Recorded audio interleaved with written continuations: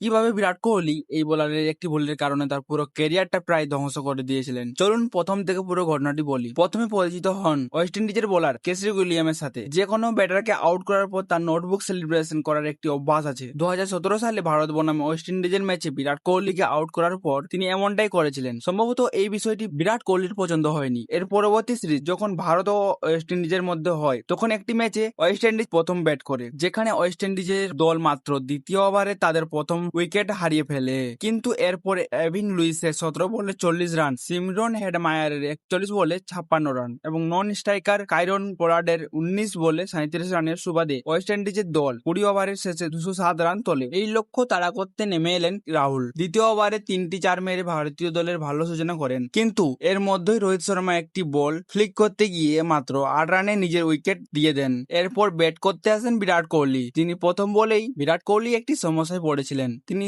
Short খেলার চেষ্টা করেছিলেন, কিন্তু তার বল ব্যাটে ঠিক মতো আসছিল না, যার কারণে তিনি একেবারেই খুশি ছিলেন না। কিন্তু এর মধ্যেই জেমস হোল্ডারের একটি বলে নিখুঁত অফ ড্রাইভ ছক্কা মেরে বিরাট কোহলি তার 50 রান পূর্ণ করেন। তবে তিনি কোনো সেলিব্রেশন করেননি। ঠিক তখনই পরের ওভারে বোলিং করতে আসেন কেসরি উইলিয়ামস। বিরাট কোহলি প্রথম বলে তার মাথার ওপর দিয়ে একটি 4 মারেন। তখন কেসরি উইলিয়ামস তাকে টিটকারি করার জন্য তার চোখের দিকে তাকায়। অন্যদিকে বিরাট কোহলি তার তৃতীয় বলে কবজির ব্যবহার করে একটি ফ্লিপ শট মারেন, যা সরাসরি ছক্কায় পরিণত হয়। এরপর বিরাট কোহলি কেসরি উইলিয়ামের সামনে তার সেই নোটবুক সেলিব্রেশন করতে থাকেন। এরপর থেকে কেসরি উইলিয়ামস বিরাট কোহলিকে বল করতে ইতস্তত বোধ করেছিলেন। যখন কেসরি উইলিয়ামস তার পরের ওভারে বল করতে আসেন, তখন বিরাট কোহলি তার ওভারের দ্বিতীয় বলে এক্সট্রা কাভারের ওপর দিয়ে একটি ছক্কা মারেন। তার তৃতীয় বলে পুশ করে 2 রান